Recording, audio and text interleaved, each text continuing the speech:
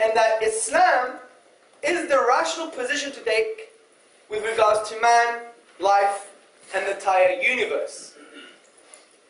And this resonates in the Time magazine article that was published in 1980. It had a major story entitled "Modernizing the Case for God," and it said, "God is making a comeback. Most intriguingly, this is happening not among theologians or ordinary believers, but in the crisp intellectual circles of academic philosophers, where the consensus had long banished the Almighty from fruitful discourse." Now, to argue that Islam is the most rational position to take, I will use the following arguments. 1, the existence of God. 2, the miraculous nature of the Qur'an, which is the holy book of the Muslims. The reason I am going to use these arguments is because these are the core intellectual foundations of the Islamic worldview. And if you were to break these foundations, Islam would fall. Now, I'm not going to talk much about atheism because I would leave that for the doctor to bring into his presentation, and I would respond as and when required. But before I get into my arguments, we have to discuss, what do we mean by rational? Now, I could go into a complex philosophical debate about empiricism and rationalism and a priori and a posteriori and all these type of philosophical terms. But because I don't want to bore you to death, I will give you an interesting example. Imagine we're all sitting at home, student halls, mummy's house, daddy's house, our penthouse, wherever we may be, and at 12 o'clock at night, midnight, someone knocks on the door. And we go, we're a bit scared, we look through the spyglass, and we see a man in his red underpants. Yes, ladies and gentlemen, a naked man just with red underpants. And he says, assuming I'm a lady, "Are you right, love? I want to check your gas meter." What would a rational person do? Would you let the man in the red underpants in? Or would you keep him out? Well, I think the majority of us will keep him out because we would use our rational thinking, which includes previous experience, previous information. It includes logic. It includes the rational method of thinking, because we know that a gas man doesn't wear red underpants and he doesn't come at midnight. So this is a very good example for us to, crudely if you like, but it resonates, what the rational method of thinking is. And if we apply this type of thinking on the Islamic worldview and the intellectual foundations of the Islamic worldview, we will come to the conclusion, I believe, if we're sincere, that Islam has a very positive, cogent case for its intellectual foundations. So let's first start with God's existence. Now, brothers, sisters and friends, we have obviously all asked the same questions. Why does something exist? Where did the universe come from? Where did I come from? Where am I going? In this light, the Qur'an, the book of the Muslims, also states, or do they think the universe came out of nothing? It's a very important question that we need to answer. Otherwise, we will be wandering in the dark. Now, how do we respond to this universal perennial question? Now, many atheists, such as Bertrand Russell, they claim that the universe is just there and that's all. But is that a useful conclusion? Is that a positive answer? Does it take us anywhere? Well, actually, that answer itself leads to huge problems. Because if the universe is just there and that's all, that would mean that the past of the universe is infinite. It would mean that the history of the universe is infinite. In other words, the universe has an infinite history of past events. But we know this doesn't make any sense. It creates paradoxes. It baffles us. And let me explain this with some examples. The infinity doesn't make sense. And let me show you why. Imagine we have an infinite number of Richard Dawkins in this room. Everyone know who Richard Dawkins is? Yeah. Good. He's the prophet of neo-atheism. Did you get the pun? I'm going to get better as we go along, I assure you. So, if there's an infinite number of Richard Dawkins in this room, and I take away 5 Richard Dawkins, how many do we have left? Some people say infinity. The logicians amongst us say infinity minus 5. Whatever answer we give, we should practically be able to count how many Richard Dawkins are in the room. But we can't. Let me give you another example. Say we have 100 Richard Dawkins in this room. At every possible moment, I add another Richard Dawkins. Richard Dawkins 101, Richard Dawkins 1001, Richard Dawkins 1,000,001, and we continue. Am I ever going to reach an amount which we can describe as an infinite amount of Richard Dawkins? Why? Because someone may just say, just add another one.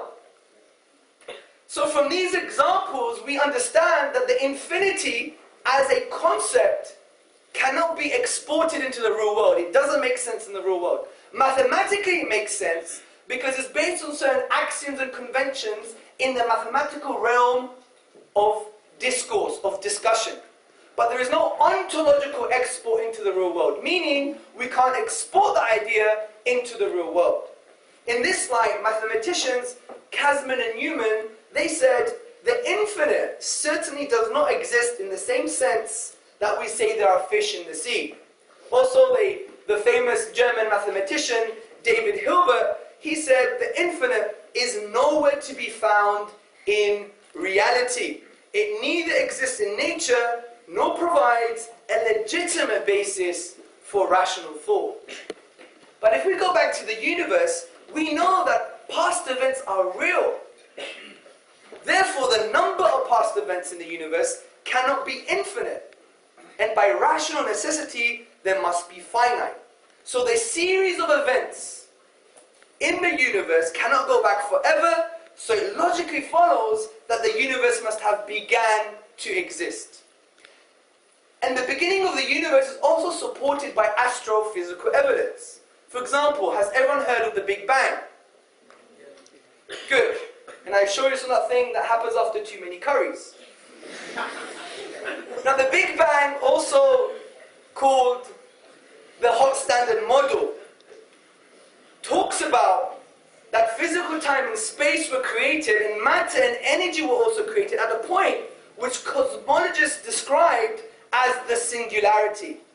As the scientist P.C.W. Davies comments, for this reason, most cosmologists think of the initial singularity as the beginning of the universe. Also, John Boswell, the author of Stephen Hawking's Universe, states, the biggest misunderstanding about the Big Bang is that it began as a lump of matter somewhere in the void of space. It was not just matter that was created during the Big Bang. It was space and time that was created. So in the sense, time has a beginning and space also has a beginning. Now, if we take this into consideration, then the Big Bang would imply that the universe was created out of nothing. But there's a problem here. Because out of nothing, nothing comes. This is why P.J. Zwart, in his publication about time, says, if there is anything we find inconceivable, it is that something could arise from nothing. Now we could summarize this argument in the following way. 1. Whatever begins to exist has a cause. 2. The universe began to exist. 3. And it logically follows, the universe has a cause. But all we know from this argument, brothers, sisters and friends, is that the universe has a cause. It doesn't mean it's God. It doesn't mean it's the divine. It doesn't mean it's Buddha or Jesus or any of the 6,000 names we've attributed to this cause since 6,000 BC Sumeria. We've been confused. However, if we stick to the rational method of thinking, using conceptual analysis, which in essence means thinking hard about something, we will come to the conclusion that this cause is the divine and is in line with the Islamic conception of God, also known as Allah. Now, upon conceptual analysis, this cause must be one. Because if we use the philosophical principle of Occam's razor, which states not to multiply entities beyond necessity, then we can conclude that the best and simplest explanation is that this cause must be one. Also, this cause must be uncaused. Because if you read a lot of Richard Dawkins' work, or some atheists, one of the outdated philosophical cliches, in my opinion, is that, well, who created God? We hear that all the time. And they think it's a baseball bat against the theists. But it's made of sponge. And let me tell you why. Because we already have understood the absurdity of an infinite regress. Let me bring this to you in a popular sense. If we say, what caused the cause that caused the universe, then let's continue. What caused the cause that caused the cause that caused the universe? Let's continue.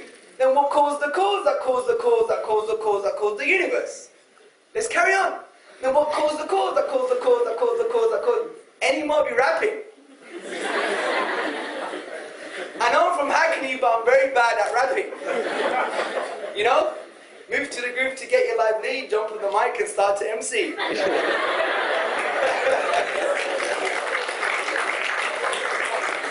Also, imagine I'm a Marine. And I want to shoot my friend Muhammad, who's filming me at the moment, right? In order for me to shoot, I have to ask permission from the Marine behind me. Can I shoot Muhammad? I have to ask permission too, dude.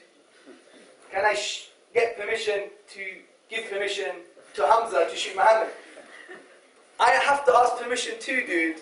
And if that goes on forever, will I ever shoot Muhammad? Exactly. So in essence, to claim who created God or what caused the cause of the universe is the equivalent of saying that we don't have a universe. Also, upon conceptual analysis, this cause must be immaterial and transcendent. Because since this cause created space and time, it therefore must transcend space and time. In other words, it must be atemporally and non-spatially existent. And the logical conclusion is that this cause must be immaterial, as material things exist within space and time. Significantly, brothers, sisters and friends, this cause must have a will. It must be able to connect with people, with willful agents, in other words, with human beings. It must be able to have a relationship. And why am I attributing a will to this cause? This cause has a will.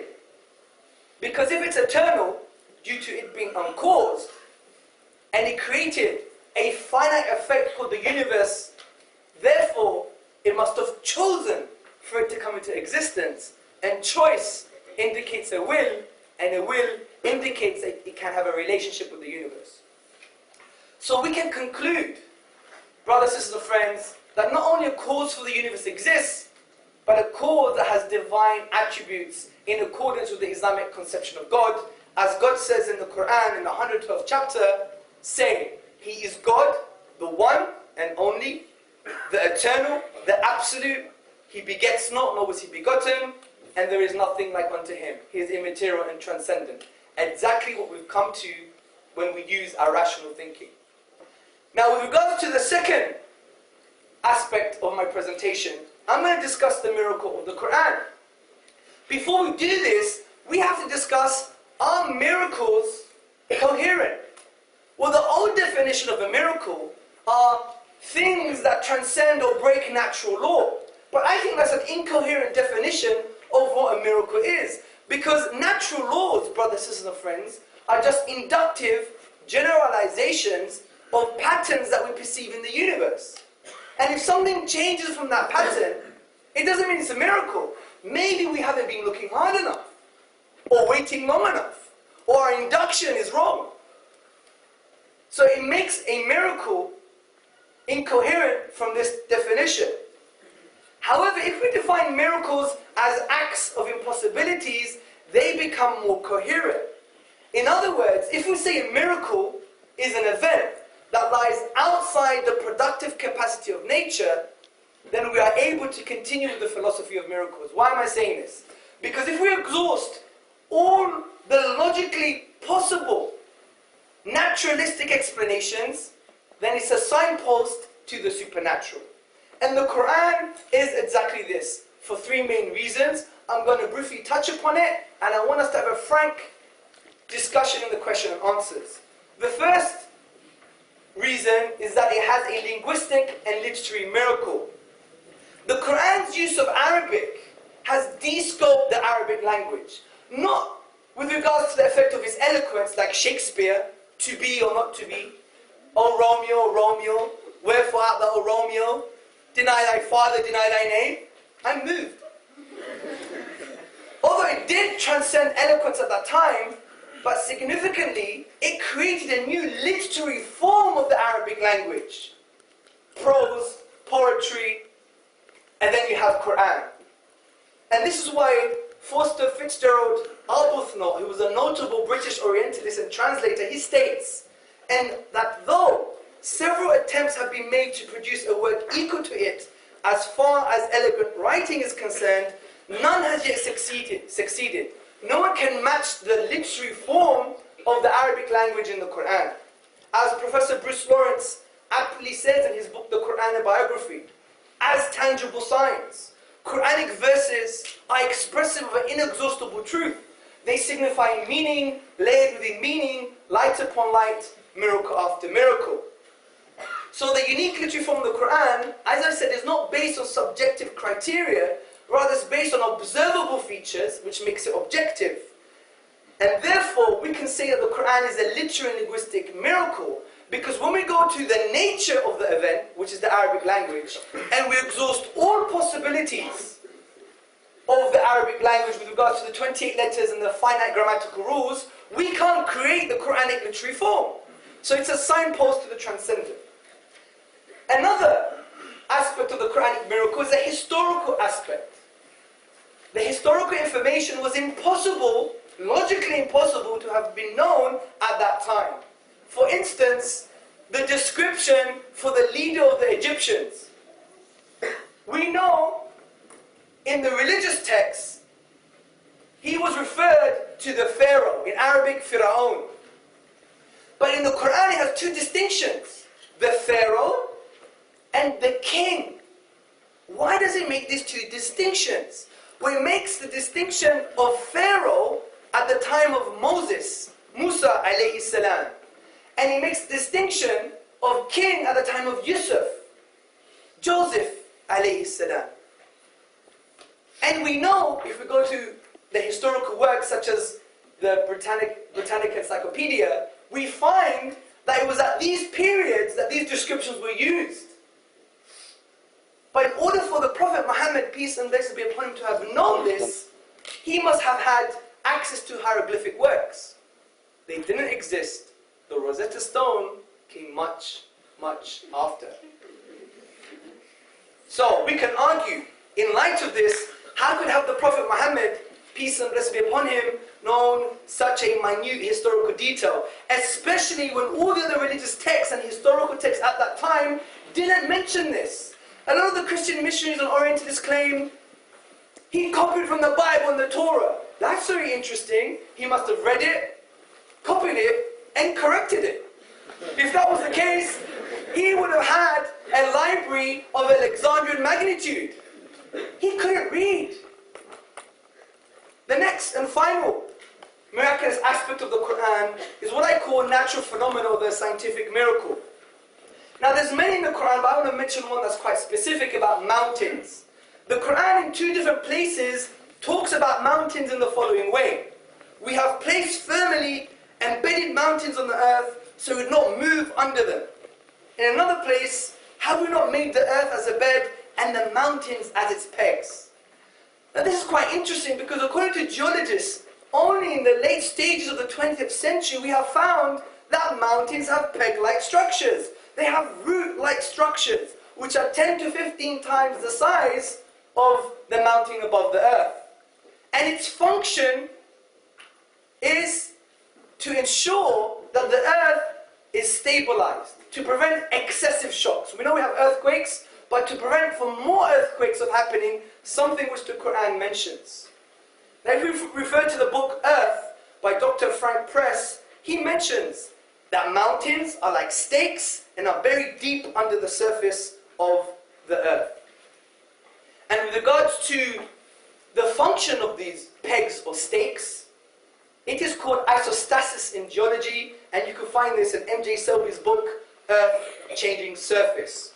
So how do we explain this in light of the fact that it's relatively recent science, with no one at the time of revelation knowing this information? The science at the time was so primitive, they thought the only function of mountains was to keep the sky up. And that was the reality. So when we look at all these aspects of the Quranic miracle, we see that when we go to the logical possible explanations from a naturalistic perspective, and we exhaust all possible explanations and we can't find an answer, then it's a signpost to the supernatural. So I have concluded that it's more rational to believe the Islamic worldview because we have good reasons to believe in the existence of God and good reasons to believe in His revelation called the Qur'an. I want to spend just 1 minute just also talking about the absurdity of life without religion, without God, without Islam. Without God, life has no meaning, true meaning. Because if our ends are the same, if we pass out of existence, what meaning does that give to our lives? Does it matter even if we existed at all? Arthur Schopenhauer, he said he wished the world would never exist, and he wrote an essay on suicide. Is there any ultimate value? If our lives really end in the grave, we become worms' meat. Does it matter if you lived as a saint or as a devil? Think about this. Does it matter if you were a scientist spending your whole life to find the cure for cancer? Or the politician striving for world peace? Aren't we just going to die and that's it? What about objective moral values? Without God, there are no objective moral values. Believing in something is truly bad or good, and it transcends human subjectivity. Because God is the only conceptual anchor that transcends human subjectivity. And in absence of God, you just have evolution and social pressure which are ever-changing, therefore it renders morality subjective and relative. So there's no true objective meaning, something we could discuss later. But the late atheist professor J.L. Mackie, he said in his book Ethics, there are no objective values. And finally, brothers, sisters and friends, according to the atheist worldview, life is purposeless, or at best, it is for us to assemble and propagate our DNA. Who's a scientist here? Put your hand up. Well, if our purpose, according to the scientific worldview, is to propagate our DNA, then you should never claim that Islamic ethics are immoral when we say we can have 4 wives. Because we're propagating DNA. So the point I'm trying to make is that the atheist would say that from no purpose you create purpose for yourself, but that's a self-delusion because we try to find some purpose, but the underlying purpose of our life is non-existent. It is no wonder, brothers, sisters and friends, that the Qur'an says, respond to the call of Allah and His Messenger to that which gives you life, because if you respond to the atheist call, do we really have a life, or is it just self-delusion? Thank you very much for listening.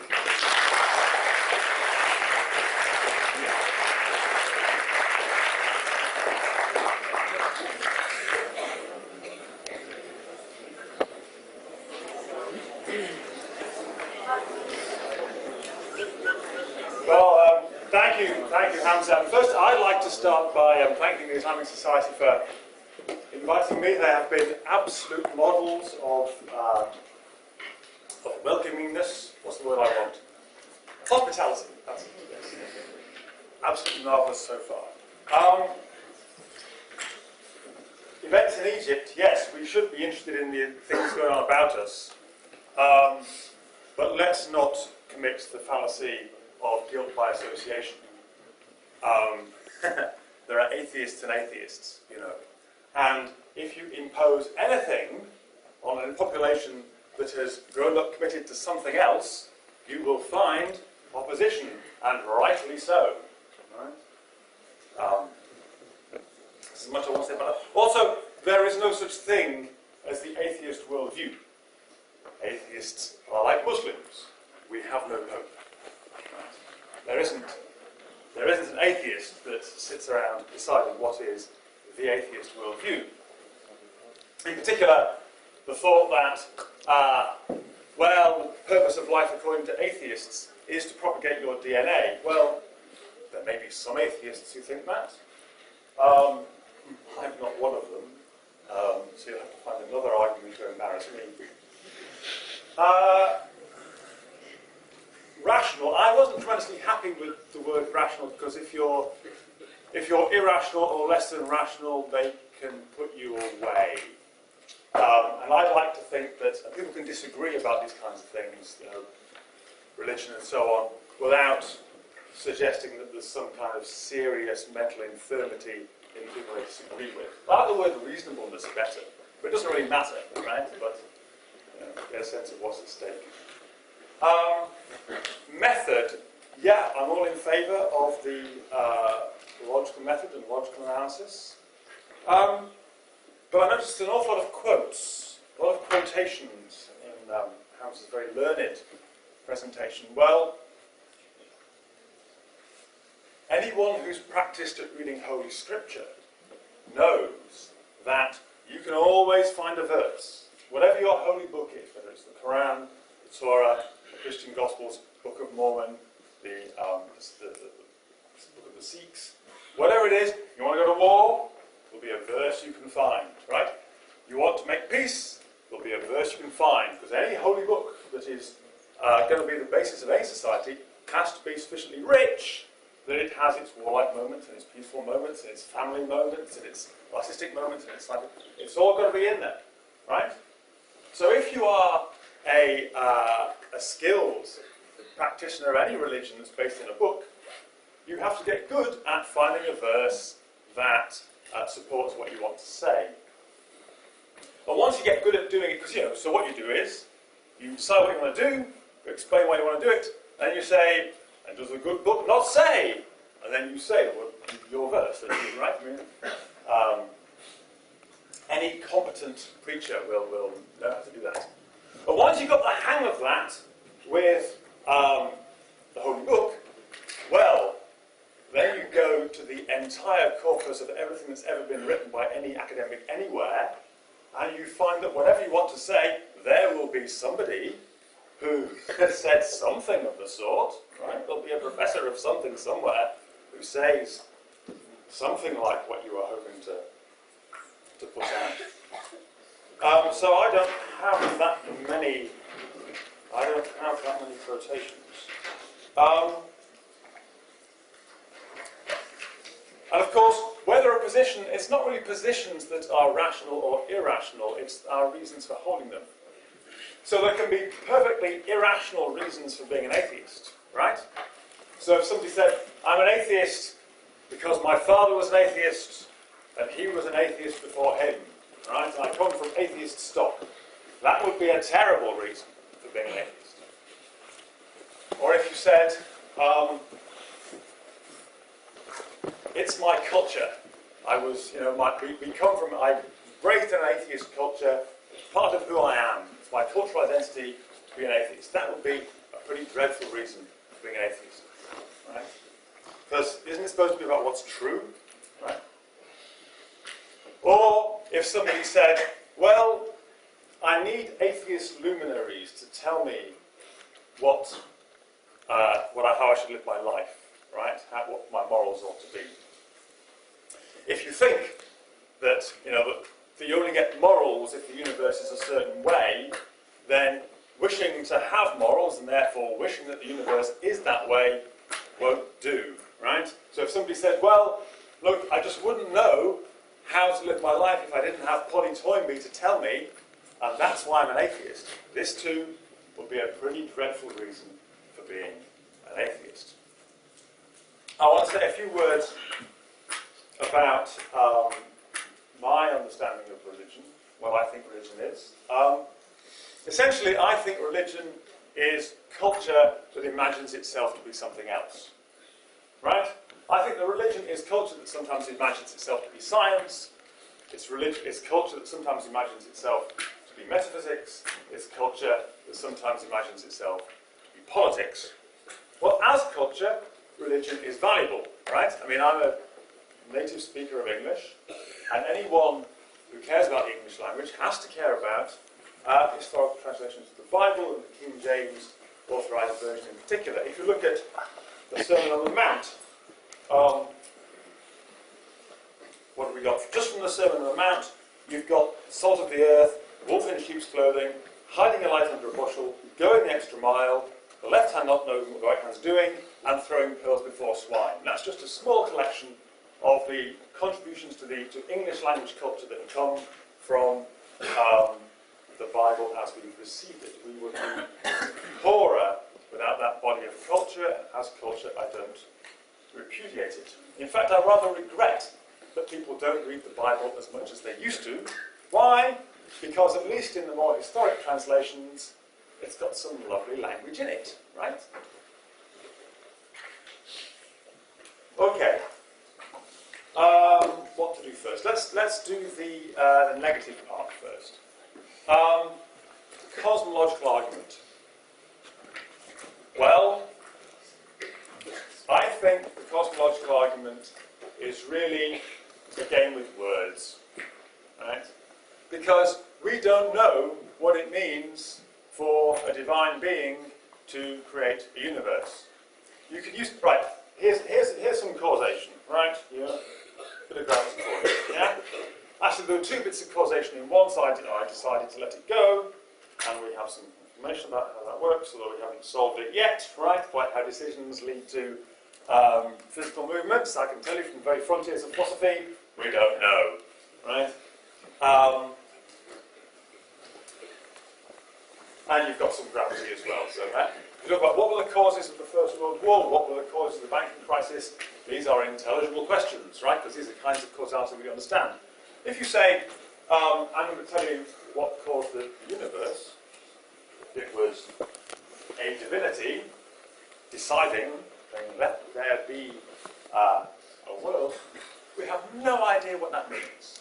What the word cause means in that context, it's fallen to the level of just being a noise. All right, we know it's a noun, but we don't know much more than that. So that's, I imagine we might return to this, but that's essentially what I think about the cosmological origin. I do want to say a few words about infinity, because I can't resist it. Mathematics essentially comes in two flavours. There's mathematics of things you can count, right? It's called discrete mathematics, and the mathematics of stuff you can measure. Now, the examples that were supposed to confuse you about infinity were all drawn from discrete mathematics. They're all cases of here's one, here's another one, here's one, here's another one. So, there's cases of Marines asking permission to shoot if it's a discrete case, right? But events, well, how big is an event? Well, okay, maybe an event is 5 minutes long. Well, what caused the second half of the event? Well, presumably the 2.5-minute event. I should have started with it. Let's make it 8 minutes long, right? Just keep the sums easy. So what caused the second half of the event? Well, it was the first half. Those 4 minutes there. What caused, the second half of that? Right, and you can go on dividing ad infinitum. You mentioned David Hilbert's, I think it was 1926 lecture on the infinite. It generally comes up. I first heard it mentioned in a lecture by, very much like the one we just heard, by William Lane Craig. I heard it in 1990, I think. this thought that you don't find infinities in nature. And Hilbert was relying on two thoughts. One of them is that we now have elliptical geometries, because there used to be an argument that the universe had to be infinite in space and time, because what happens when you get to the end, right? Right?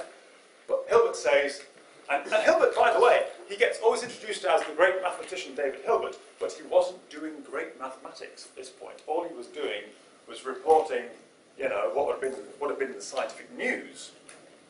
If Hilbert's greatness as a mathematician is part of the argument, I'd like to know from an expert on this whether the things that he says in the rest of that article, where he tries to do something with the continuum hypothesis, whether the argument that he makes in the second half of that article is part of the mathematical work that contributes to his greatness, or whether it's simply, you know, later work that isn't part of his real monuments. Okay, so I'm not impressed by the cosmological argument. I'm not intimidated by infinite regresses. In any case, I think it's just a word game, right? We had all this, you know, you watch these debates, and what happens is there'll be some people will come in and be blinded by science, right? There'll be lots of talk about, by the way, whether or not Hilbert is right depends on whether space-time is quantized, and they still don't know, right? If space-time is quantized, then Hilbert is right, yeah? But if space-time is continuous, well, then you have an infinity in nature. We don't know yet. Now, put your hand up. Please put your hand up if you are waiting, if you are holding your religious convictions in suspense, to wait to find out the latest news from the field of quantum loop geometry. No, right? Of course not. All this stuff about the origin of the universe and, you know, what caused the Big Bang, all that stuff, it's off the point. I'm amazed if there's anybody who waits to settle their religious convictions, waits to find out, you know, what news from cosmologists, whether we have to believe in a Big Bang or whether there is a narrow neck and a big, whether the universe kind of contracts and expands and contracts and expands. We've got all these models, and there's usually somebody in the audience who studies this stuff and makes a speech about it, and it's irrelevant. I really think so. Okay. How many for time? 12 minutes. Okay, thanks. Now, the Qur'an. I must confess some nervousness here because I know how dearly it is revered by Muslims. And having been invited here, I don't wish to be rude about it. However, I also have an obligation of... I'm not going to be very rude, by the way. I mean, I'm not going to be gratuitously rude. I promise you that. I promise you that. I'm not going to be gratuitously rude. I do have an obligation to be straight with you. Now, I can only read it in English. And it does strike me as a rather odd feature. I'm not in a position to judge whether it really is a linguistic miracle. I have to say, I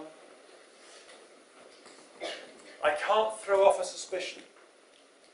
Let me put it this way. I never met a Jewish person yet who was anything less than enthusiastic about bagels. Right? Bagels. Yeah? I'm talking about people who self-consciously self-identify as Jewish and make that part of their identity. Right? One of the ways you mark that is by insisting that bagels are really nice.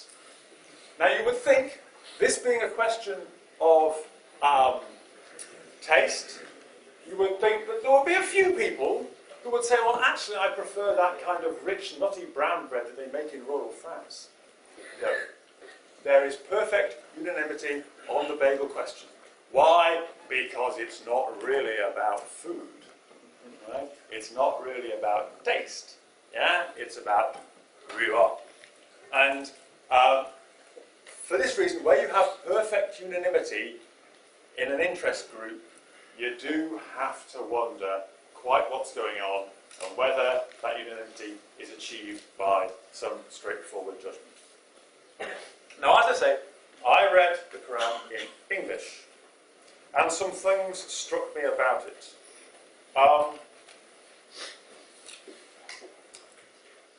The main thing that strikes me about it is what shall we say, the fragility of the divine communication strategy. Right?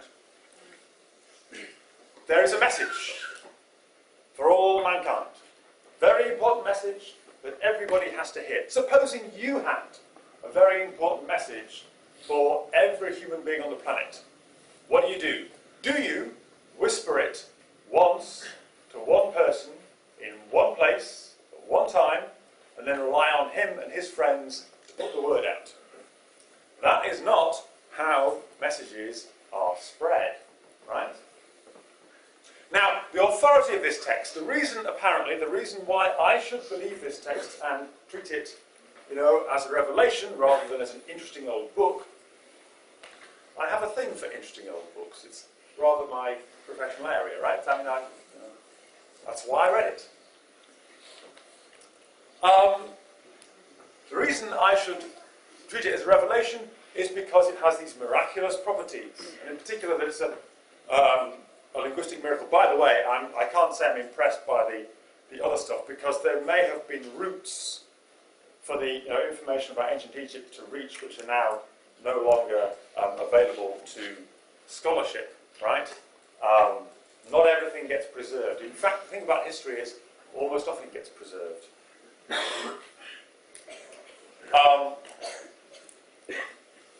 But the real point is that the authority of this text relies on a property that it has, which is only evident to native speakers of Arabic. Right? Now, this seems to me to be a rather short-sighted feature. If the author of the universe wanted to show his word to me, wouldn't he do it in a way that would be, evident to me? Why has he delivered a miracle to native speakers of Arabic, but not the rest of us? This seems rather odd. There are also some strange omissions, because there are there's all that debating practice. Yeah, the unbelievers will say this, you should say so and so, right? I have to say, you put those passages next to Plato and Aristotle, it's embarrassing. But the really odd thing about all that information about how to spread the word is it doesn't include some crucial information which you would think that the author of the universe, the master of the world, would be able to impart. For example, you would think he would say, build ships. Build large ocean-going ships and sail west. Past Gibraltar, keep going, you will find 2 lush continents thinly populated by Stone Age cultures which you will easily subdue, and from there you can dominate the world.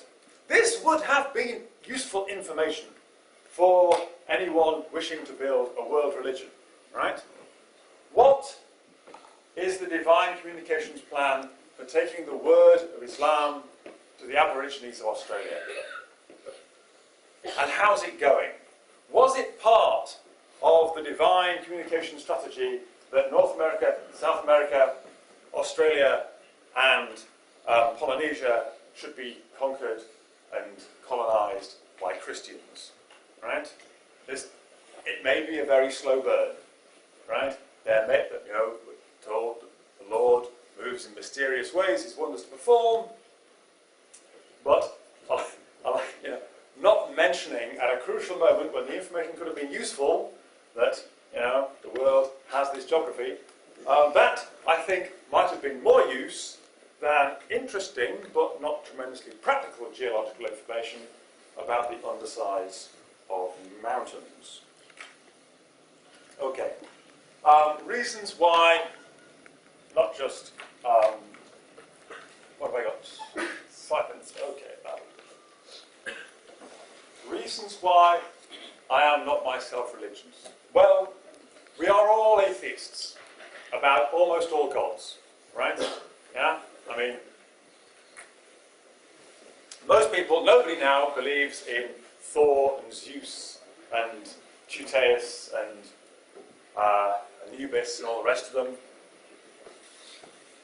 Most people here, I think, probably believe in just the one, at most, right? So we all reject the great majority of world religions, past and present. Now, you have to ask yourself, you have to explain the existence of all those other religions. And the best explanation is that those other religions respond to psychological, sociological, historical needs of the moment, right? I mean, this is easiest to see in the most recent cases. So if you look at the Church of Latter-day Saints, right, the so-called Mormons, I mean, the Book of Mormon, it's interesting reading. It really reads like, here is somebody so impressed by the King James Bible that he thought he'd write his own.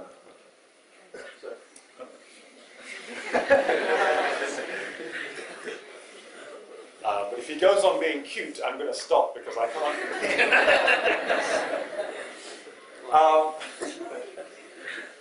Where was I? Oh yes. It must have seemed very strange as the new society, the new country that was the USA, was coming to self-consciousness and stepping into, what felt like its historical destiny. It must have seemed very strange that that when God walked on earth as man, he didn't walk in God's own earth, right? So there was a felt need for a specifically American form of Christianity, and one appeared. Right?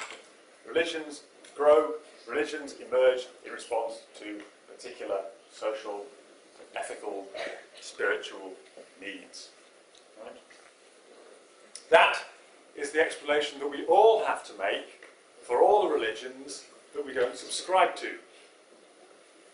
And then the neatest thing to do, and the thing that causes you least embarrassment, is simply to say, rather than this rather awkward position where the explanation for my religion is that it's true, but the explanation for the existence of all other religions is that they respond to psychological and social and spiritual needs, why not go for the simple explanation that religion as a whole is culture, and it develops as culture, it develops in the way that culture does. It is a thing that human beings produce, right? And something that we, in its better phases, when it's producing poetry, when it's reminding us to be decent to each other, there's absolutely no reason why we should repudiate it, or be ashamed of it, or fight over it.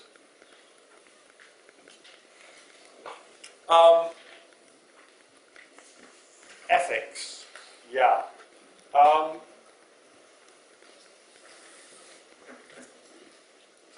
lot of this stuff is about authority, right?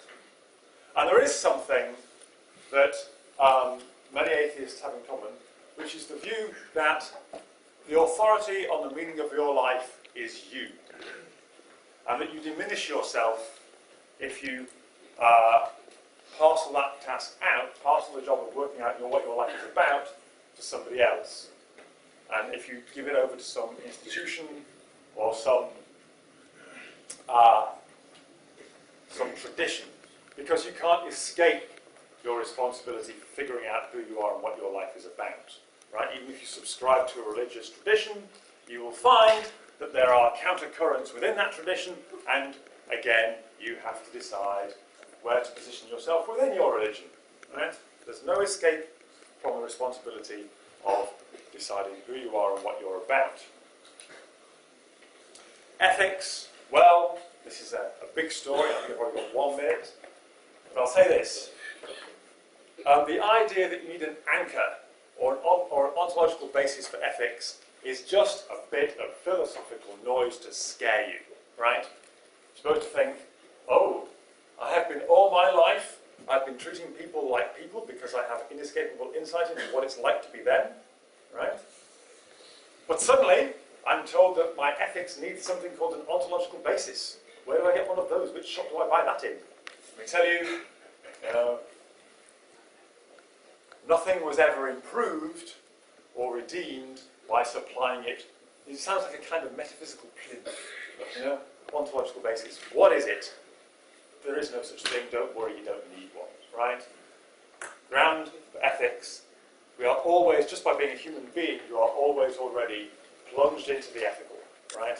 You have inescapable insight into other people's vulnerabilities and cares and possibilities. And that is the basis of your ethical understanding and not something that lies outside you. Actually, I think the idea that ethics, the origin of ethics lies outside us is a form of nihilism. Because I think, sorry, I didn't mean to. Because I think that life and love and people are themselves intrinsically worthwhile. I don't think they need to have value pumped into them from some external source. And the idea that if you don't have God in the picture, that somehow life and love and laughter and all that good stuff cease to be valuable, that sounds to me like a kind of nihilism. So I think that the simplest and most coherent position is just to acknowledge what we already know, that simply as human beings, we are worth the trouble. And that sounds like an end.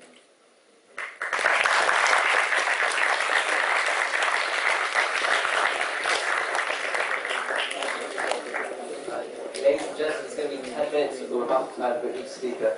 Sorry.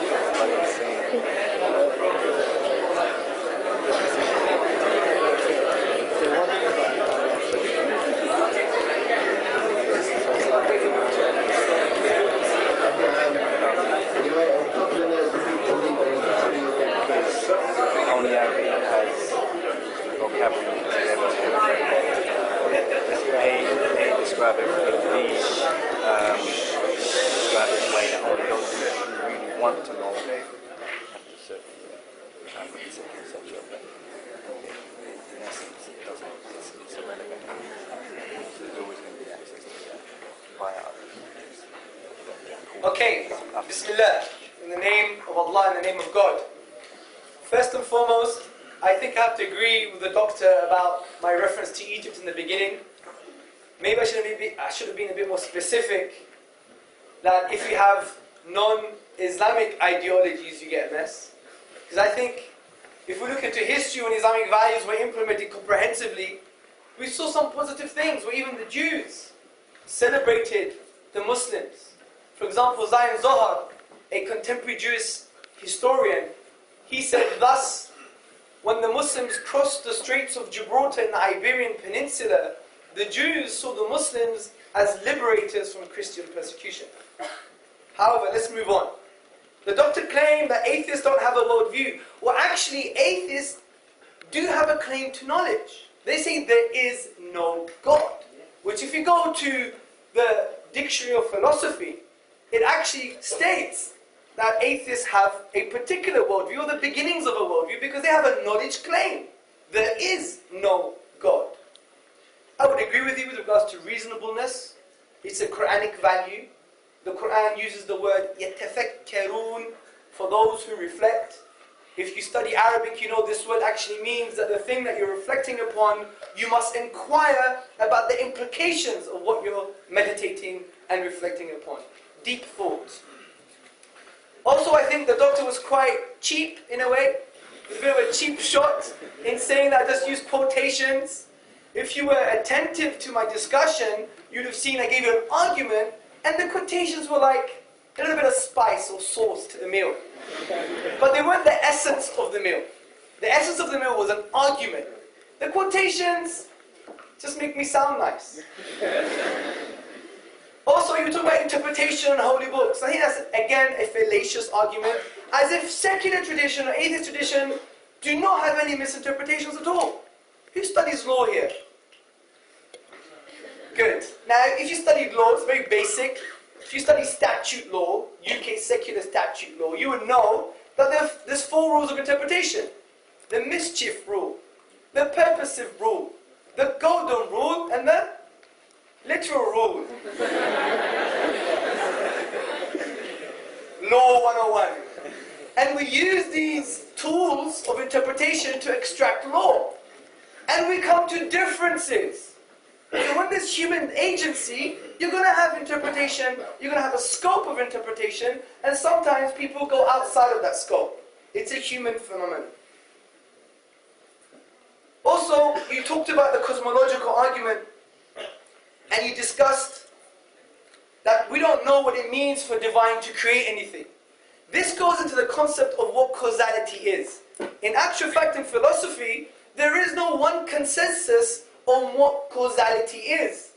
So in absence of a consensus, we go to the most basic definition, which is something that produces effect. This we can understand outside of experience and within experience. Because if you follow the Kantian thesis of causality, you will know that it's a priori. It's independent to experience. Because the way I could perceive things in this room is up to my own choice. I could see the first row or the last row. But if my son were to walk across this room, I have no choice but to see his front before I see his back. Now, in order for me to understand that I could order my own perceptions, is based upon the innate concept of causality. Also, you try to refute the cosmological argument by talking about infinity. Well, your example was actually talking about the potential infinite.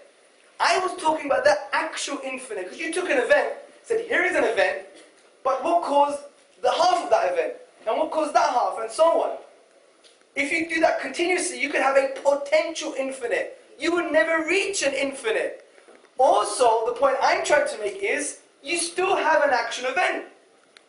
So if you study what I'm trying to say, I'm talking about there is no such thing as an actual infinite into the real world. There's no ontological export. And then you conflated it by talking about mathematics again, which has its own axioms and conventions. But from a common sense, rational point of view, infinity doesn't make sense in the real world. Also, you talked about Hilbert and what made his greatness when he agreed with infinity or rejected infinity. To be honest, I think I'll leave that to God. Also, I think what you've done, you've brought some philosophical baggage to discussion. I think you're a skeptic. I don't want to say what you are, but I'm assuming that. You know, there's no claim to truth, in essence. Everything is skeptical. We may know, we may not know. I think that's a dangerous philosophy, in my opinion. Because if we were skeptics from the onset, then we would never have this building. Because we would have to trust the basic laws of physics to build foundations and put the bricks on the wall, etc.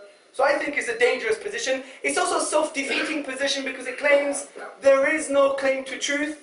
But does that mean there's truth in your claim? Also, you talked about the Qur'an, and you're saying, you know, if it's your culture, if it defines who you are, of course you're going to agree with it. I think that's fallacious again, maybe similar to the genetic fallacy. I was never brought up in a Muslim culture. I converted to Islam 8 years ago, although I do look Pakistani. It doesn't mean that's a bad thing.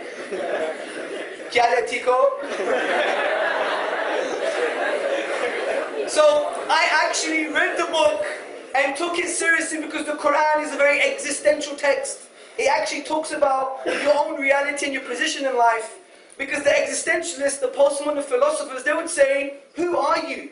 Are you just a result of your society? A reaction to social processes? This is what the Qur'an actually says. Makes you really think about yourself and your position. Who are you? What are you? If you don't know who you are, you don't know whose you are. This is why we don't know who we are, we don't know where we belong. Because the Qur'an actually says in a very deep way, أَوَلَمْ يَتَفَكَّرُوا فِي أَنفُسِهِمْ. Do they not reflect within themselves? Significantly, It says, are you just going to follow your forefathers, society? Is that who you really are? So the Qur'an is very profound. Also, the claim against the miraculous nature of the Qur'an with regards to linguistic, history and science, that we could have lost the knowledge, is a logical fallacy. It's an argument from ignorance, which in Latin is called argumentum ad ignorantiam. You can't argue from ignorance. You even claimed that we're basing things on reasonableness. If it's reasonableness, then let's look at the evidence at hand. You may disagree with it, but let's outweigh the evidence. You can't start claiming, well, maybe there was an alien. Or maybe we lost the knowledge and someone burnt it and we never knew why and how. This is an argument from ignorance. And you still haven't addressed any of those points. Then you talk about the native speaker of Arabic. That you have to know Arabic to appreciate its linguistic miracle. No, you don't. All you have to appreciate is something about epistemology. The study of knowledge. Put your hand up. Who really believes that Greece exists? Put your hand up who's been to Greece before. Not many of you. So you keep your hands down. Have you ever spoken to a Greek person before? Yeah. In Greece? In Greece. Have you broken Greek plates in Greece? Lucky lady. So the point is that the majority of you have never experienced Greece, but how do you claim the knowledge that Greece actually exists? You've never been there, never ate Greek food in Greece, never smashed plates in Greece. You've just seen it on a map that someone drew for you, but you believe it. Because it's something called testimony, recurrent reporting. And when we see non-Muslim and Muslim academics having a recurrent reporting to say the Qur'an is a linguistic miracle, then we could use the philosophy ourselves and derive that it's an event that lies outside the productive capacity of the Arabic language. We don't have to know any Arabic, it's just based on recurrent reporting, just like we know that Greece exists. So to reject the Qur'an will be equivalent of rejecting the existence of Greece.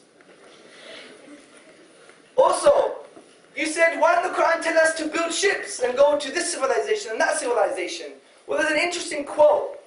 And the quote is, don't give people the ships. Don't even give them the materials to build the ship. Just give them desire to cross the ocean. And the Qur'an gives you the concept and the desire for the end goal. Not to say, here are the subcomponents to build a ship. Because if you're a lazy fat bum, sorry, I was going to use a better word, but my French is quite limited. If you're lazy, for example, you won't build a ship. But if you give them the concepts, the idea, the drive, the power, you will go over there. You would find means and ways. And that's what the Qur'an does.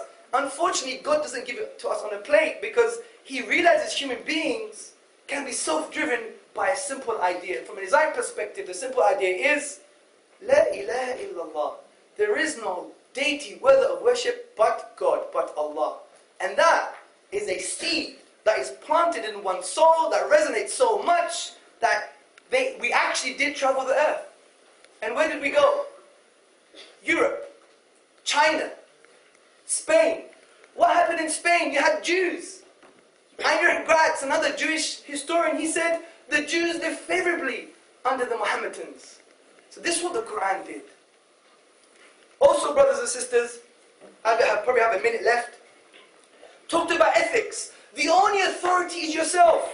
Well, if authority is just yourself, then we could never say that killing 6 million Jews in Nazi Germany was a bad thing to do. Because there was a social consensus at that time to say it was a good thing. But if you have God as your conceptual anchor, it transcends human consensus and subjectivity. Because God is all-knowing, all-wise. We are accountable by God. And God transcends social pressures, and we have the moral motivation to not to do bad or good. Because if you think about it, if your end is just the grave, then it doesn't really matter. But if your end is accountability to the divine, then that gives you an awe-inspiring feeling to think, one, I'm not alone, and two, I am going to be accountable. And you're claiming about that you're not impressed by that morals need an ontological basis. Again, we're talking about reasonableness. If you remove God out of the picture, then your ontological base is either evolution, or morality, in terms of, or social pressure, in terms of the meaning and value for morals. So if we take social pressure, as we just mentioned, Nazi Germany, we have a problem. If we take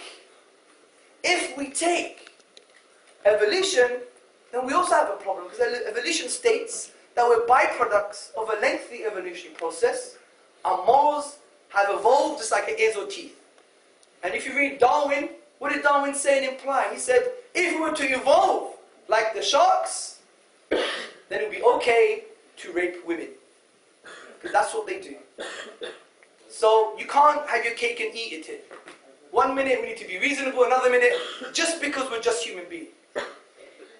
I would argue if we're going to have a constructive discussion about the Islamic foundations of the Islamic intellectual foundations and its worldview, I think you really have to address every single one of my presuppositions and assumptions and statements about the historicity, scientific miracles, the linguistic aspects, the existence of God, in order for us to come to a positive conclusion. Because as a human being, I want to connect with everybody. The most insincere thing to do is to be insincere with oneself. So from a sincerity perspective, we need to be sincere with each other, and from that sincerity, we would want to connect with other human beings, really removing our egos. Because when it comes to truth or reasonableness, we really have to swallow our pride and our egos, and really express ourselves who we are, and really connect in ways that we haven't done before, because I think now the time is to do that, especially in Britain 21st century. And hopefully in the Q&A we can have more of that discussion. Thank you very much.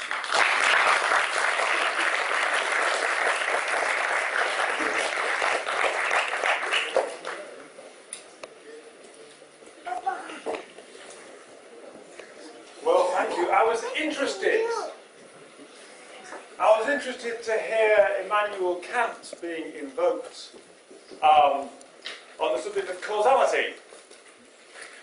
Because Kant deals with causality in a book called The Critique of Pure Reason.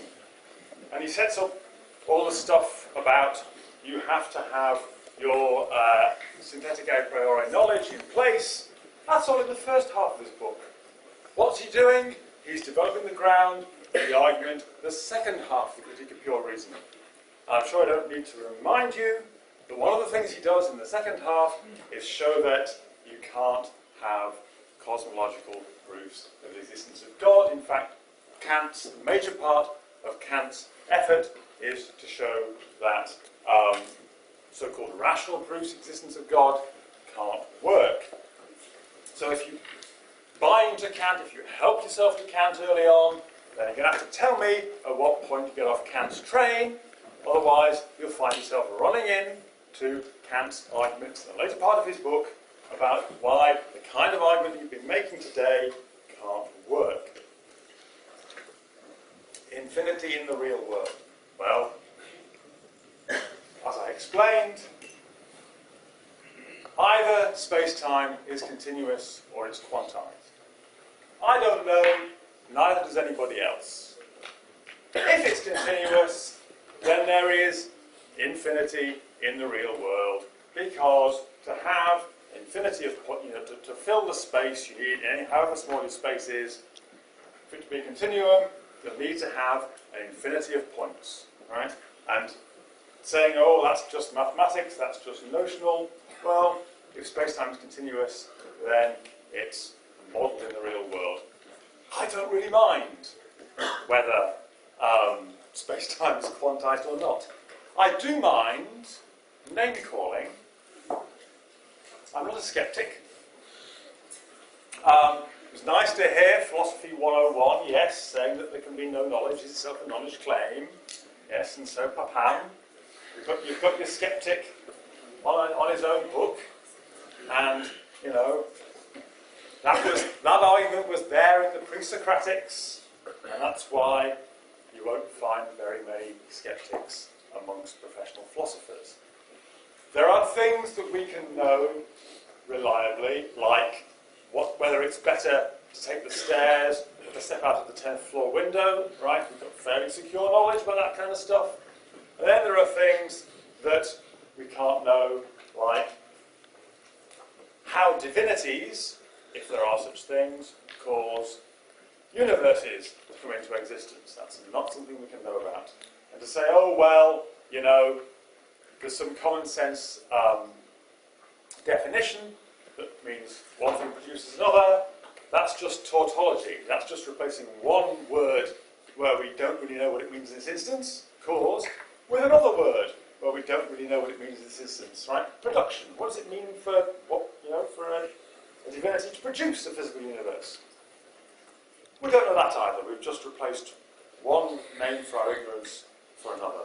The main point there is, I'm not a skeptic. Sometimes absence of evidence is evidence of absence. As I say, I don't pretend to be a deep scholar of the Qur'an, and I would not presume to... I do think that in order to read serious books carefully, you do have to read them in the original language. I mean, I've made my own small efforts with various philosophical texts. Forgive me, I haven't had time to master the Arabic language to a sufficient level. I was invited to this debate, when was it? Sometime in December, or was it November? November, right. I would have been doing well, I think, to have mastered the Arabic language to the point where I could read the relevant passages of the Qur'an and not be a complete fool. Greece, yeah. Important difference between Greece and God, right? Testimony about Greece, first of all, is not confined to Greeks, right? And second, the main point, believing what people have to say about Greece doesn't require me to posit a whole new order of being, right? I don't have to shift my metaphysics in order to believe somebody's reports of Greece. Actually, as it happens, I've been to Greece, but we can do Australia. I haven't been to Australia. I don't need to posit a whole new order of being. I don't need to change my metaphysics in order to believe in Australia. I'm already familiar with land masses. Whereas, look, there are plenty of people who claim to have miraculous books, right? They can't all be right. And I haven't got time to investigate them all. The fact that Jews were better off under the Spanish Caliphate than they were under Ferdinand and Isabella, yeah, more or less everybody was better off under the Caliphate than they were, because Ferdinand and Isabella were fascists. There's no argument about that. But Islamic Spain was an equal society. If you weren't a Muslim in Islamic Spain, you had to pay higher taxes and you had fewer rights. Okay, accountability. Why are you behaving decently, right? You feel tempted to some immoral act, you feel tempted to violence or theft, but you refrain. Why? Well, it may be because you think somebody's watching you. Or it may be because you understand that somebody will be damaged by your behaviour. I suggest to you that the second possibility is called ethics. The first possibility is called prudence. If you want ethics, worrying about being accountable to somebody much bigger and more powerful than you is not it.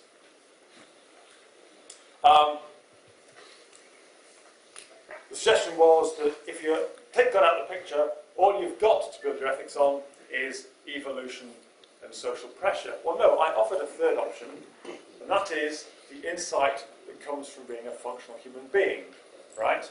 We're not scientists, right? One of the ways in which this notion that if you take God out of the story, you're left with no ethics, one of the ways it works is by, theism and scientism share perspective. It's the perspective from outside of human life, right? So if you take that perspective from outside of the lived human life, well, then you take God away, you can't see the ethics. Where's the ethics? No, that scientific, outside of human life perspective can't see ethics, it can't see money either. Nevertheless, money exists. Right? As far as physics is concerned, the notes and coins in your pockets, if you have some, if you're that lucky, are only paper and metal, right? Physics, natural science can't detect money as such, although natural scientists can. Nevertheless, money exists. Natural science can't tell the difference between the orchestra tuning up and the musical performance. Nevertheless, there's a difference. Nevertheless, there is music, and some music is better than others. These are facts. But they're only facts that are available from inside the practice of commerce, in the case of money, and in the case from inside the practice of music, from the case of music, right? So what I'm getting at is we're not just stuck with social pressure or with evolution, because clearly evolution just gives you, whatever the evolutionary pressures produce. And social pressure, as you say, sometimes social pressure can run in absolutely the wrong direction. We have inescapable insight into each other's needs and vulnerabilities and potentials. Right? And that's what goes wrong. That's what went wrong in Hitler's Germany. Is in order to make this is why I think this is the sort of ethics. Is precisely because in order to make it possible for people to murder their fellow citizens by the millions, what did they do? They didn't take their religion away. No. Religion stayed very much in place. What they had to do was dehumanize the victims, is block off that insight that we all have into each other's vulnerabilities and needs and potential. And that's one piece of evidence of a kind of existential, experiential, philosophical sort for thinking that that kind of insight is really what the basis of ethics is. I think now it's time for some questions.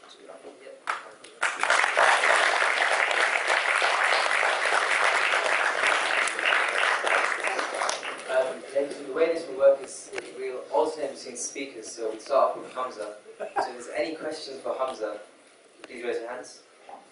Yeah, you start. There's been some mention of Egypt and the subject of freedom in Egypt. And can I ask, should the Egyptian people have the freedom, if they wish, to convert to Christianity from Islam and worship with freedom openly and not be persecuted? That's a very interesting question. I didn't talk about Egypt and freedom,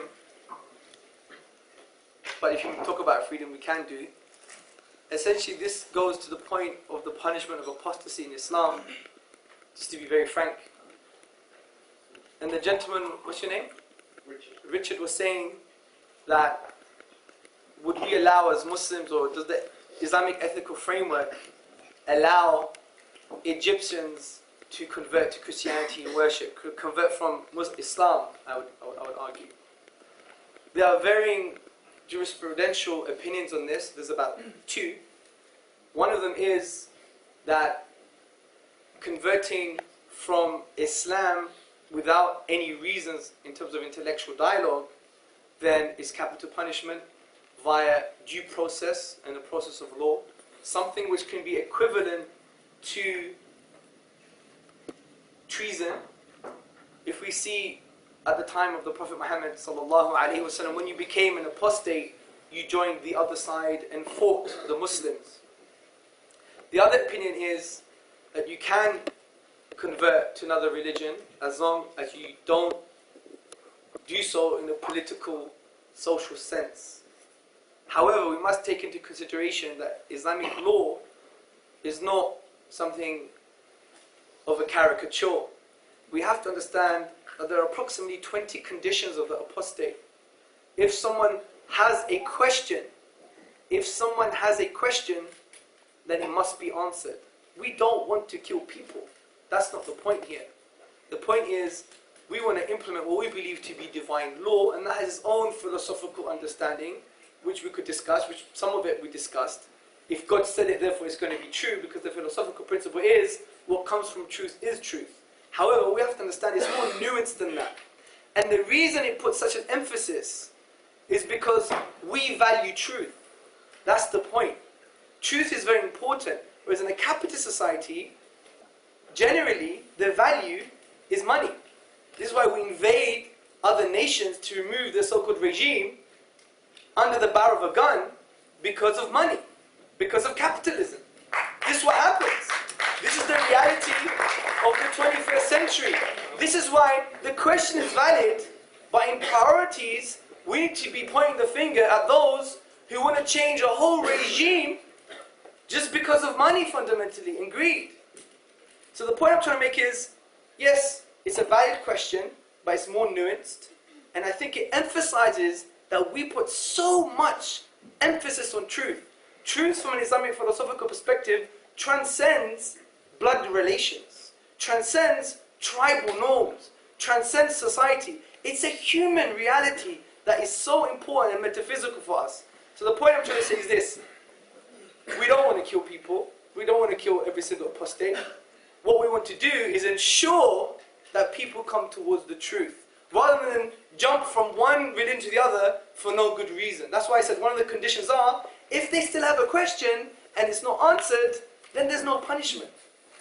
Also, we need to take into consideration that in Islamic ethical framework, we believe the most important thing, the Qur'an says, there is no compulsion in religion. So there's no forcing people adopting a certain worldview. Are you happy with that, Richard? Well, you may not be happy with the answer, but do you understand what I'm saying? It sounds like compulsion to me. Okay. If it's a capital offence to leave Islam, then that's compulsion. Okay. Let me explain this. If the truth is so strong, Yep. why do you have to punish people for not believing? Why can't it just convince people on its own? Okay. Well, punishment for treason and punishment for not adopting a certain particular worldview happens all the time. For example, if you look at the conservative and liberal agenda for the Muslims, and if you analyze it carefully, there's going to be a social punishment for Muslims that have anti-liberal ideologies. I've been a victim of this. Smear campaign on ridiculous leftist extremist blogs claiming that we want to kill homosexuals and we hate them.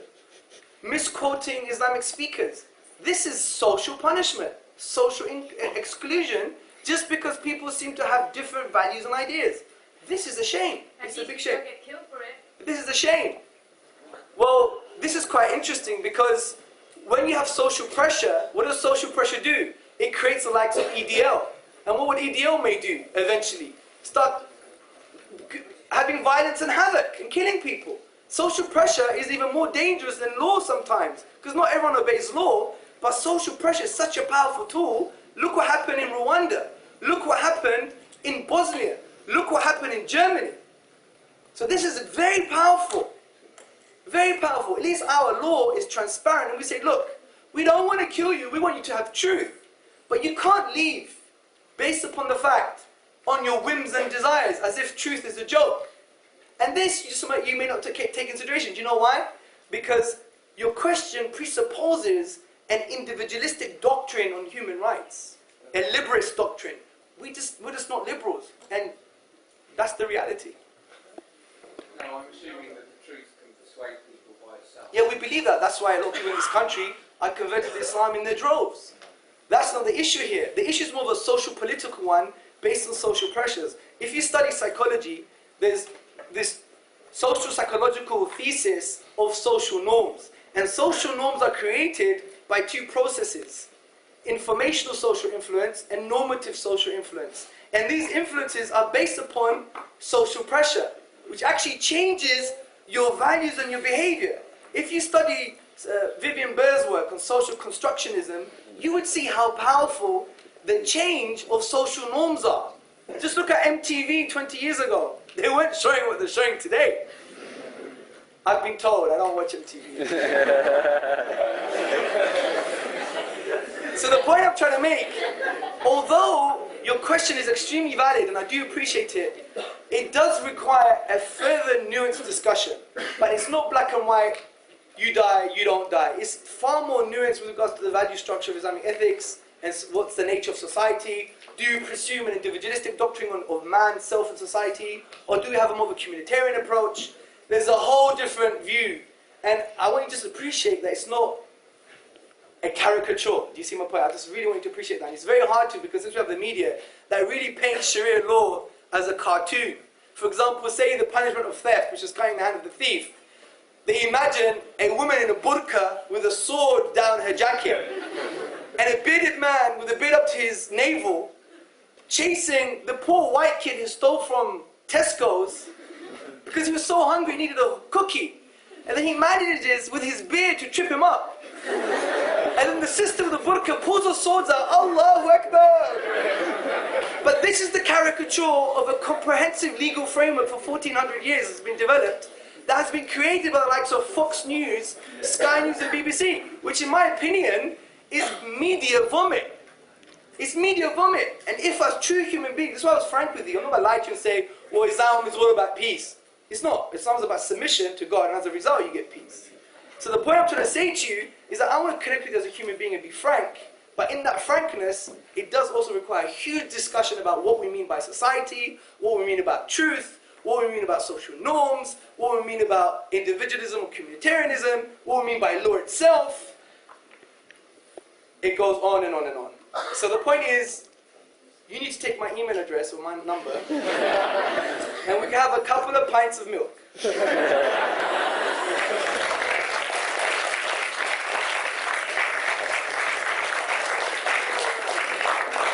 Questions for Dr. Brendan?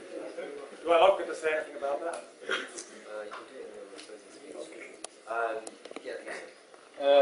I just want to comment on your speech. You just mentioned that God's way of communication, that whispering to one man at a certain point in history, is being inefficient.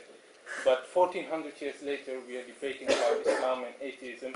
I think it's been a very efficient way of communicating with people. So, what do you think about that?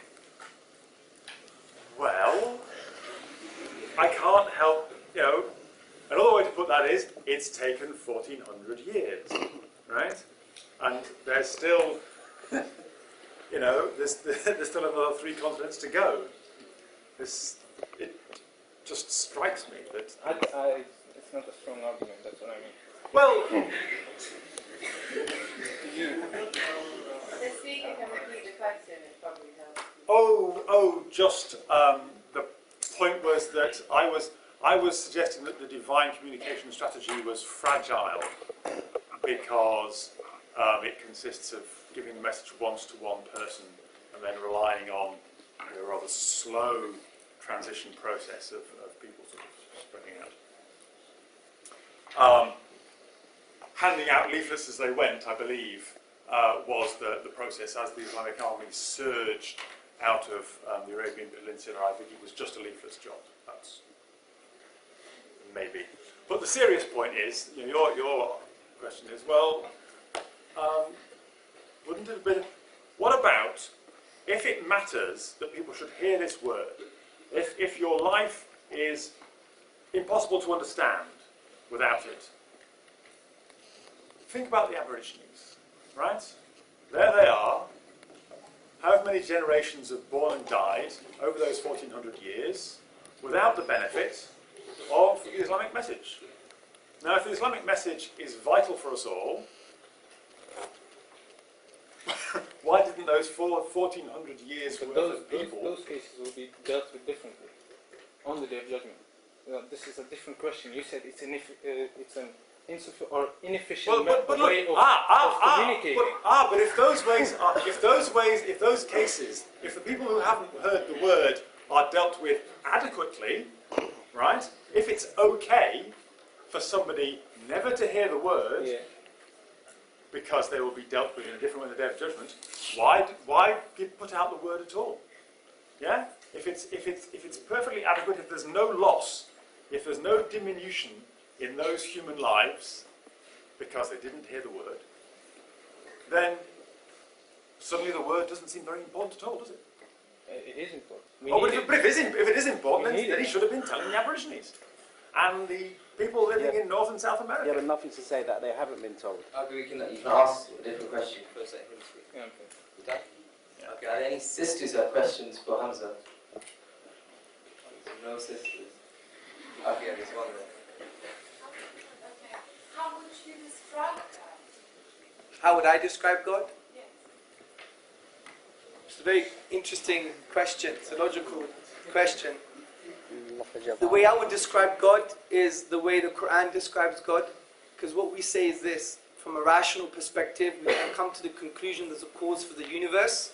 Upon conceptual analysis, we can agree, which I discussed in my presentation, that this cause is one, therefore unique, eternal, uncaused, immaterial, and has a will, therefore it can have a relationship with the universe. So these are the basic definitions of a monotheistic God. The rest of the descriptions, I don't know. What happens is, it's like a knocking on the door. We don't know who's behind the door. We have to say, hello, who is it? It's me, Abdullah. So there has to be an external revelation. Because if we internalize the conception of God, we'll have 6 billion different views of who God is. This is what we've been arguing since 6000 BC Sumeria on who God is. God knows. So the point is, it has to be external. So I suspend my judgment. But when a revelation came to me, I came from a humanist family. Doctor comes from the humanist tradition as well. I came from a humanist family. My dad is a New Age spiritual humanist. Yeah, he carries most of the realities of the humanist doctrine, if you want to use that word. Yeah, but lightly. Yeah, small d. If he's a New Ager, he's nowhere near my part of town, let me tell you. Well, he doesn't have an earring, but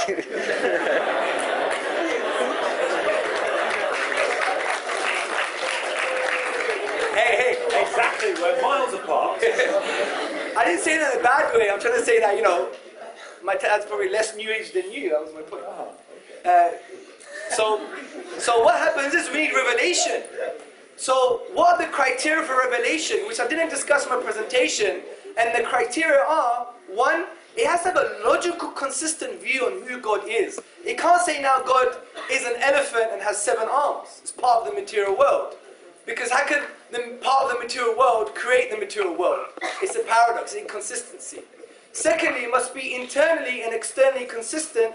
And thirdly, it must have a signpost to the transcendent, like miracles, like what I discussed, the scientific, historical, and linguistic miracles. Once you accept that's the text from the divine, then when the divine talks about itself, you accept it, because he's talking about himself. For instance, the beautiful description is in the Qur'an, and I say in the Arabic, because in the Islamic spiritual tradition, we believe the Arabic is also a healing for everybody. Yeah? So because the Prophet told us, لا يؤمن أحدكم حتى يحب لأخيه ما يحب لنفسه. You're not a true believer unless you love for others what you love for yourself. I like healing for myself, I want it for you too. Yeah? So God says in the Quran, أعوذ بالله من الشيطان الرجيم بسم الله الرحمن الرحيم قل هو الله أحد الله الصمد لم يلد ولم يولد ولم يكن له كفوا أحد. Say, talking to the Prophet sallallahu alaihi wasallam, God is one, the unique, the eternal, the self-subsisting. He begets not, nor was he begotten, and there is nothing like unto him. This is the basic definition on who God is from the Islamic tradition, but it also includes God is the most merciful, He's the loving, al-wudud. Al-wudud in Arabic means not just loving, but an excessive form of love. This is what the Prophet told us in the prophetic traditions. He said, you see this woman and her child, would you want that woman? Do you think that woman would throw her child into the fire? No way. And the Prophet told us, God loves us more than that. So that's the mercy of Allah subhanahu wa ta'ala. But if you really want to know who God is, let's talk to the Muslims as well after this presentation. Thank you.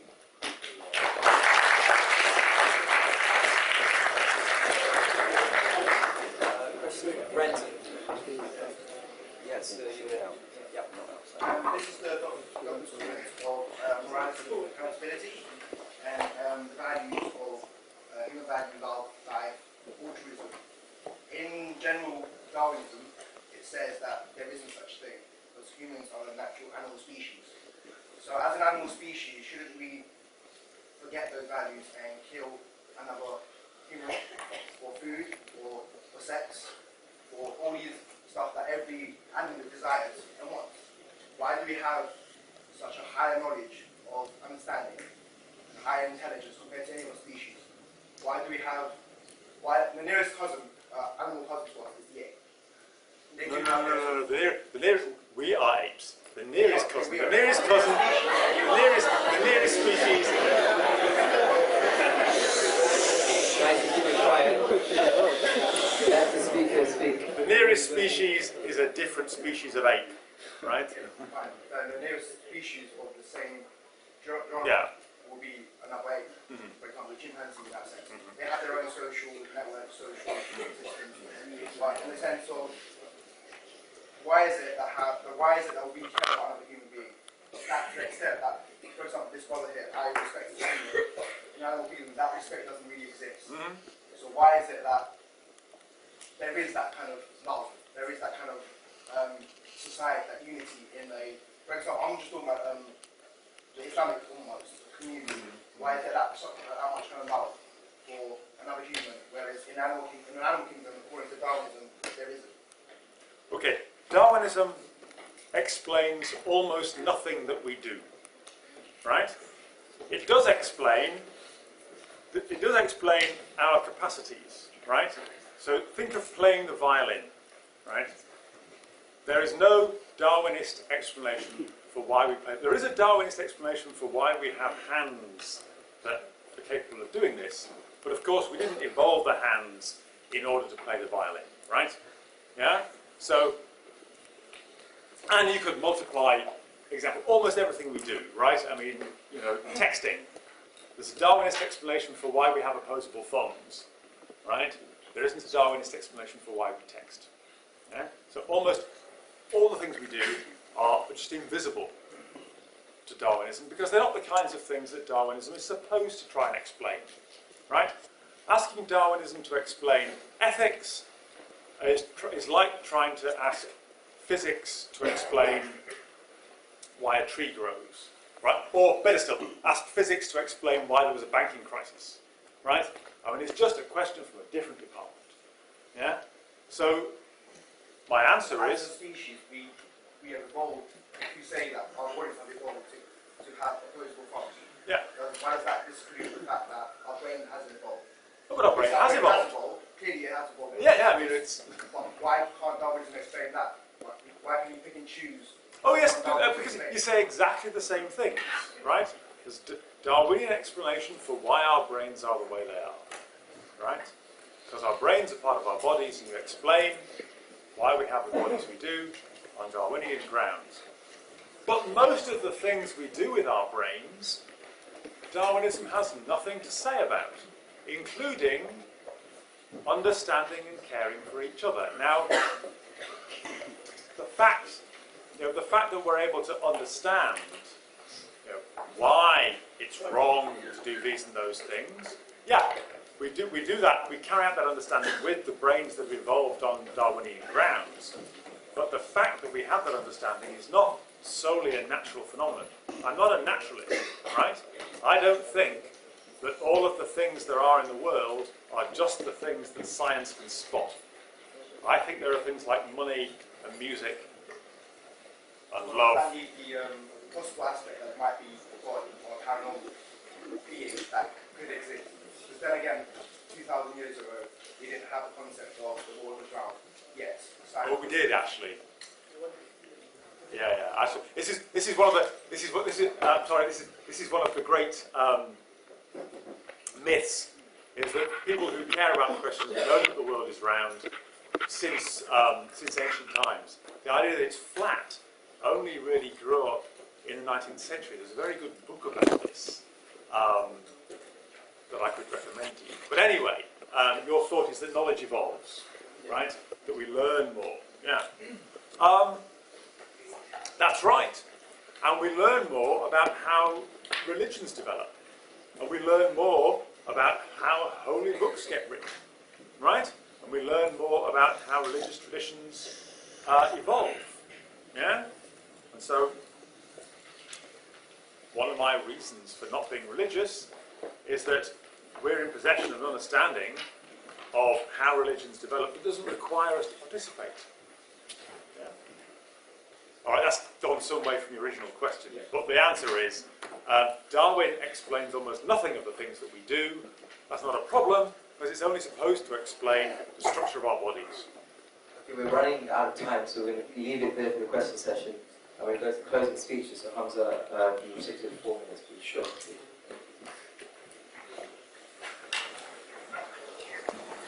To To be honest, I don't think I have anything more substantial to add, apart from I'd like to thank the doctor for being a positive participant. Anything that may have come across offensive, huge apologies. It's not the Islamic character of me, it's rather the Greek character in me. So that, huge apologies, but I like to express myself and really connect with other human beings. I think that's very important. One of the things that the doctor said is that in ethics, when we have problems because we dehumanize people, but dehumanization comes from an idea and a concept. And the logical conclusions from the atheistic concept, or the atheistic worldview if you like, is that we are just molecules. That is the logical conclusion from atheism, from varying perspectives. Someone may then say, well, intrinsically, I'm a human being, I know what that means to be, therefore I'm going to be compassionate. But you can go the other way around. And you can develop materialistic doctrines like communism, that killed millions and millions of people. We had 6 million Christians that died. There's no memorial day for those 6 million Christians. What about the 60 million people that died under Chairman Mao, under materialistic doctrines? But yes, I agree, atheism doesn't just promote materialism, and people could have seen it in a different way. However, I believe dehumanization from a historical perspective, see, the whole corpus of material history has been attributed to this very basic concept that we're just matter. And if we're just matter, then it doesn't really matter. I don't think the doctor provided any undercutting philosophical defeaters. What does this mean? This means he didn't bring any counter-arguments that really broke down my argument. And he didn't even bring a case for atheism. He was always on the defense. Yeah, as the boxers do. But he didn't come with an attack on what atheism is and how it has stronger philosophical foundations. The belief in no God. Or even coming from a humanist tradition, how is that more reasonable? None of this came into the conversation. None of this. So, hopefully, after this presentation, we could have maybe a discussion over drinks, non-alcoholic of course, and have a really positive discussion about Islam, atheism, and everything else in between. On a final note, I would like to add that it's very important for all of us as human beings to really understand that we need to question, just like the famous Islamic poet, when he said, whose voice is the voice amongst a million of voices in my mind? We need to really pick out, what does it mean to be a human being? We don't even question this sometimes. We are always a reaction to context. But we must allow context to react to who we really are. And I truly believe, if we remove the ego as best as we can, we really allow our nature to shine out, which is in line with the Islamic doctrine of fitrah. Fitrah means the innate disposition. And we believe everyone has been created with the innate disposition of understanding basic morality and ethics and the conception of the oneness of God. And I think when we do that, remove our ego, not become a reaction to context, but allow context to react to us, then hopefully we'll have a better place on this planet. I wish it for you, I wish it for me, I wish it for my son. Thank you very much.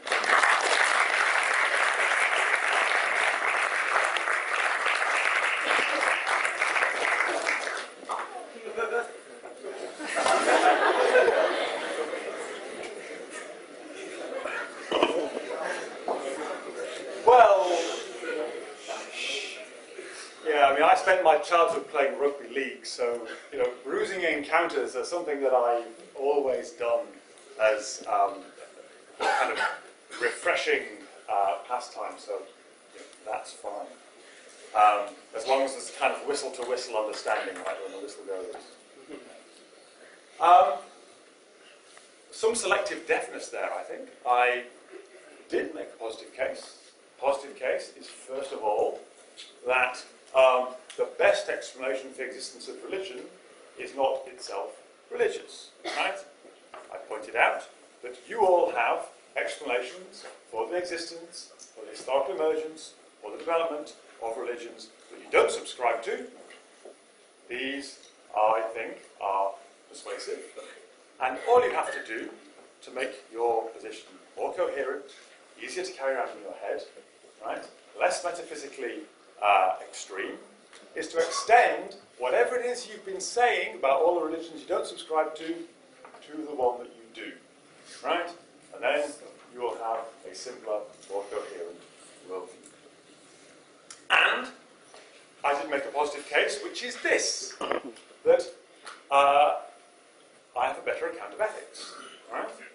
Saying that there is something outside of human life that pumps value into it, doesn't really give you ethics, right? Because what it says is that human life isn't really worthwhile until something else arrives, right? In the absence of that something else, where then we really are just molecules. By the way, I thought I spent some time explaining that we're not just molecules, right? We also have everything else that we've learned to do. So I was a little surprised by the selective deafness, but nevertheless, that is often the way with these things. And I'll end by thanking you again for your hospitality, and I wish you well in the rest of your design for management.